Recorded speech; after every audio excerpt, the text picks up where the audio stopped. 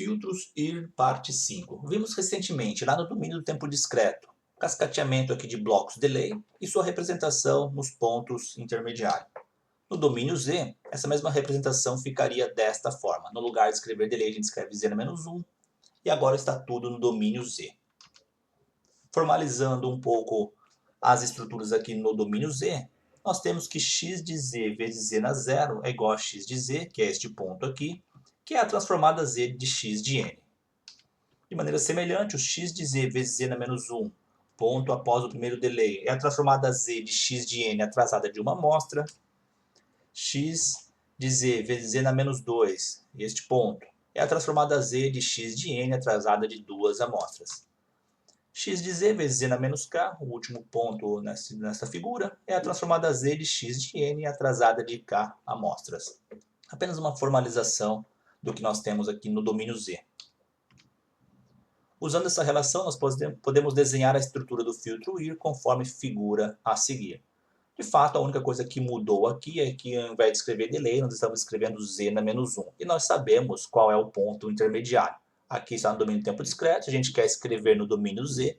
Facilmente a gente consegue saber qual é este ponto e assim por diante.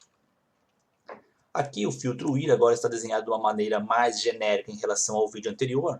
Os coeficientes aqui vão até o N para a parte feed forward e vai até o M para a parte feedback.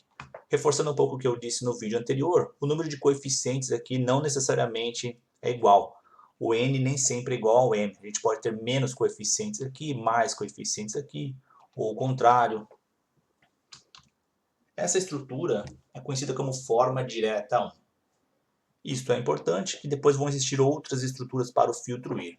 Olhou essa estrutura do filtro IR, esta é conhecida como forma direta 1. O filtro tem ordem M.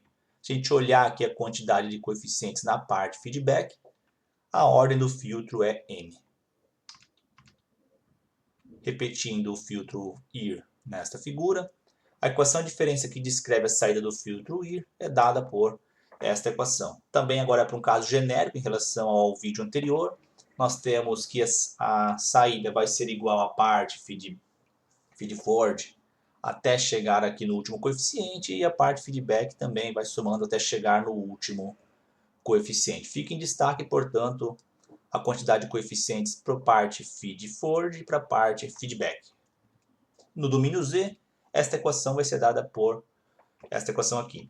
Só fazendo aquela transformação do domínio discreto para o domínio Z, conforme vimos no início deste vídeo e nos anteriores, nós podemos escrever a equação no domínio Z da saída do filtro IR de acordo com esta equação. Aqui reparem também que a parte feed forward vai somando até chegar em Bn vezes Z, x de z, z na menos n, e a parte feedback vai se somando também até chegar no coeficiente m. E atenção que aqui começa em B0 e a parte feed forward começa em A1, conforme já discutido no vídeo anterior. Repetindo a equação no domínio Z para a saída do filtro IR, de uma maneira mais compacta, nós podemos escrever a equação desta forma. Se a gente olhar, de fato, é o que está ali em cima. A saída é igual a x de z, ou seja, eu coloquei o x de z em evidência. Depois nós fomos somando B0 mais B1 vezes z na menos 1 mais B2 vezes z na menos 2, que é a representação dessa somatória nessa parte da equação. Vai substituindo B0, B por 1, B por 2 até chegar no N. E, de maneira semelhante para a parte feedback, colocamos o y de z em evidência e vamos somando as 1 vezes z na menos 1, a 2 vezes z na menos 2, até chegar no coeficiente m. Em destaque, os índices da somatória. Neste caso aqui é de k de 0 até n, de fato vai de B0 até Bn.